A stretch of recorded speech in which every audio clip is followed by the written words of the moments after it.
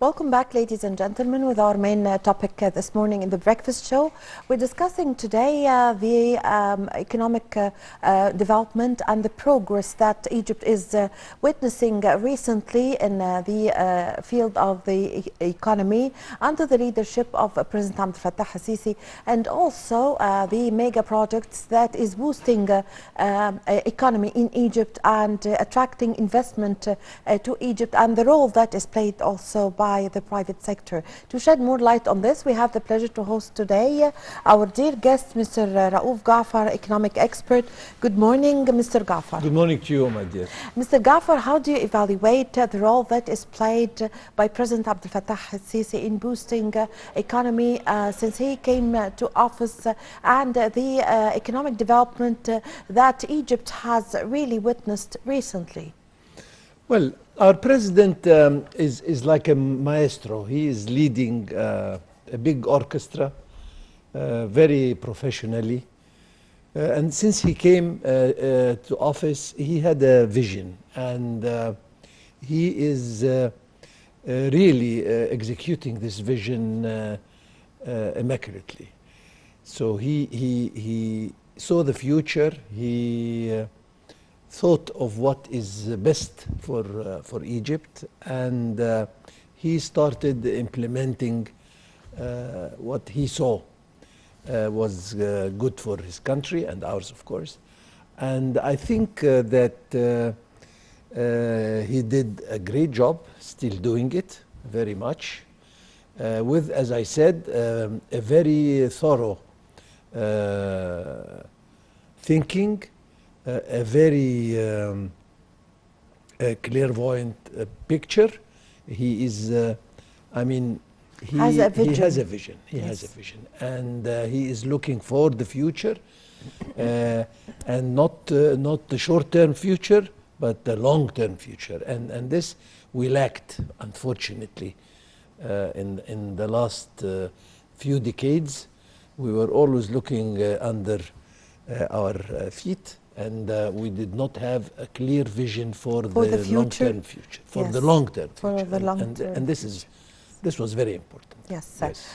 So how do you evaluate, Mr. Gaafar, the participation of the private sector in the economic development in Egypt? First of all, the president said it repeatedly. Yes. Is encouraging the private sector. 100%. Yes. And he said that private sector should take its responsibility.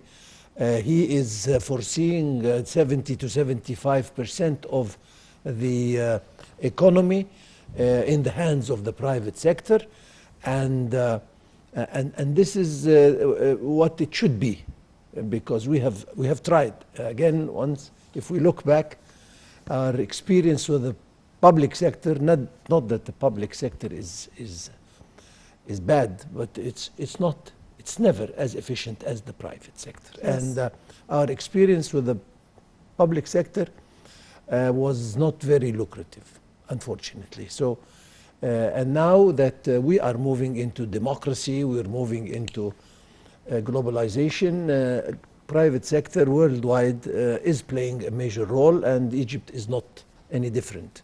Yes. So, of course, private sector should assume, again, its role and responsibility in achieving the development required for Egypt. And I think that I mean, as far as the government is concerned and the president is concerned, he's trying to help as much as possible by a lot of things. But let us take one step at a time.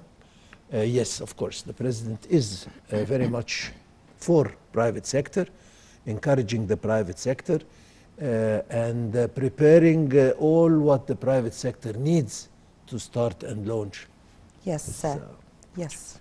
Mr. Gaafar, how do you evaluate the performance of the Egyptian economy so far since the economic reforms have started? You said it. I mean, we had to pave the road, and paving the road is through mega projects, through infrastructure projects, and the the big help we got from the monetary funds and the World Bank was very important to help us execute our infrastructure and mega projects. So we have seen that the monies were very well utilized, and we have seen the major changes happening in the infrastructure in Egypt, particularly in the oil and gas, of course, industries, in the energy, particularly, whether the traditional energy, electricity and what have you, or the new and clean energies. We have seen it in the roads, we have seen it, and we're still seeing it, of course. I've seen it in the railway, I mean, ports, all the huge projects that maybe private sector cannot do it on his own, but needs it for his investments and projects, were and still are being implemented and executed by the government. And of course, one has to give credit to the economic reform program, as you rightly said, yes. Because it was really executed in an immaculate way, and yes. Became a role model for most of world countries to follow suit how we implemented our yes. Reform program. We are seeing now photos on the screen of the mega projects and national projects that is taking place in Egypt since President Abdel Fattah al-Sisi came to office. Really great projects, attracting investments and paving a way for empowerment and of workers and job opportunities for many Egyptians. What's your comment? Well, since the road is paved, then there is no problem driving or walking or running even. And this is exactly what the government has been doing in the last years and is still.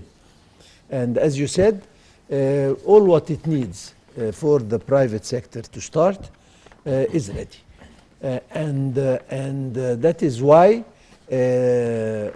we have been seeing a lot of projects by the private sector starting, and as you showed in your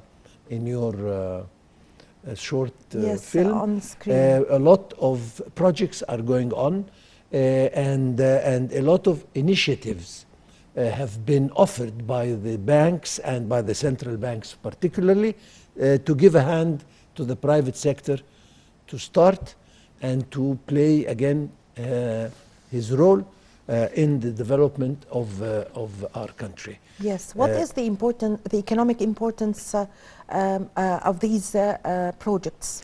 In my opinion, it has a lot of advantages. First of all, it presents a model of decentralization. So now anybody does not have to move from his village or from wherever he comes from to big cities in order to find a job opportunity or to find something to do. He can start in his own habitat, in his own governorate, in his own village. Yes. His small or medium-sized project, using the help and again maybe loans, maybe grants by the central bank and the other commercial banks. So this decentralization is very important. The demographic balance has to be kept, and this we have suffered a lot in the last years from having Cairo with maybe 25% of the Egyptian population, and the major cities having almost 80 or 70% of the population, which is not good. So we have to sort of spread all over the territory of Egypt, and this is what small and medium-sized projects can offer. Of course, the other advantages, as you rightly said, it is is that it offers a lot of job opportunities.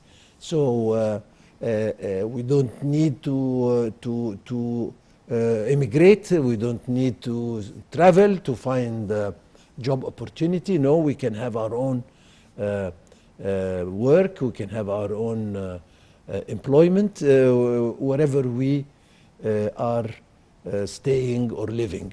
Again, it helps in a lot of industries. Feeding industries for big industries like automotive and others need smaller size industries to help sort of feed the different parts and things that are needed. So again, the medium size projects and small size projects can offer this for the economies. I mean, a lot of advantages. One doesn't want to skip any of them, but definitely it is complementing the big projects, and it is very much needed for the economy, especially that we are, as far as population is concerned, we have passed the 100 million barrier, and human resource is a very important resource. It only needs preparation and training, and this is what, again, is being offered. And if it is utilized and used well, it can be very, very helpful for the country, of course. Yes. Yes. Mr. Gaafar, what are your expectations for the future of the Egyptian economy in light of the international praises, as a lot of international economic monetary bodies have praised what Egypt has reached until now, and also in light of the expectations leading international economic organizations? It's good that you mentioned this. I mean, it's not a matter of what we see, because everybody sees himself as the best. Yes. But the evaluation of the when you international get the bodies. appraisal and you get the Yes. commendation from international institutions, very famous institutions, and world leaders, leading institutions in the finance and in the monetary industry, then becomes a reality. And there is no exaggeration here. Yes. One has to mention that although we have, of course, undergone a very severe time, particularly last year, due to the COVID-19 the challenge. spread, of course, and we have been very successful passing through the difficult times thanks to the economic reform programs, and I think we were and we still are one of very few countries that kept their economic growth in the positive side.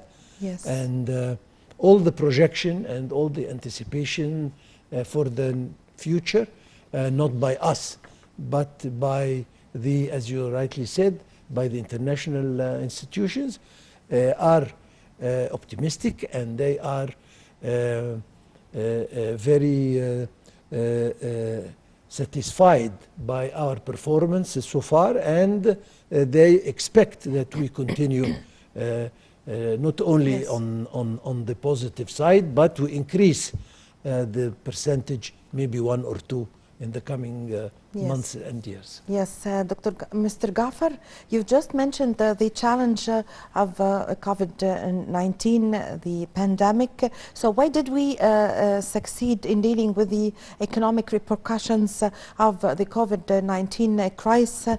And how do you see the revised growth forecast that said 2.7% in the current fiscal year, and what are the factors that contributed to this forecast?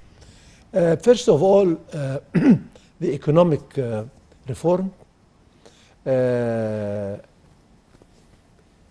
my opinion, again, is the one of, if not the most important reason why we could sustain the pandemic and continue our growth.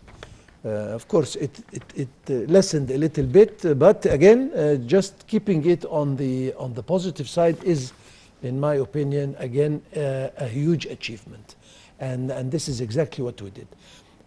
So this is one, again, the measures that were taken, the decisions that were taken by the government, as far as the balance between a total close down or the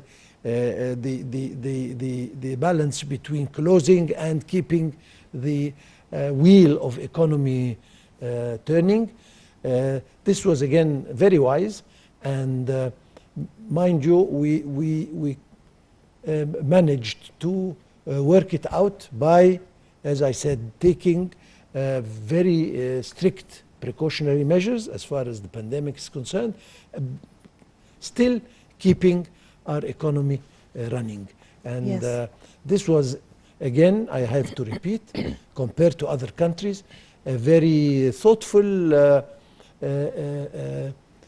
thinking, and this is what made us continue, and I'm sure that we are getting better and better as far as the economy is concerned Yes. now. Yes. Yes. So the mega projects have all over the country have helped in attracting investment to Egypt. How would this attracting investment and the development process in the country have been witnessing affect Egypt's place as an investment hub in the region? An investor wants to make money wherever. And they say that money has no frontiers, has no borders. So wherever there is an opportunity for an investor to make money, he grabs it. And to invest, he needs preparation. He needs foundation.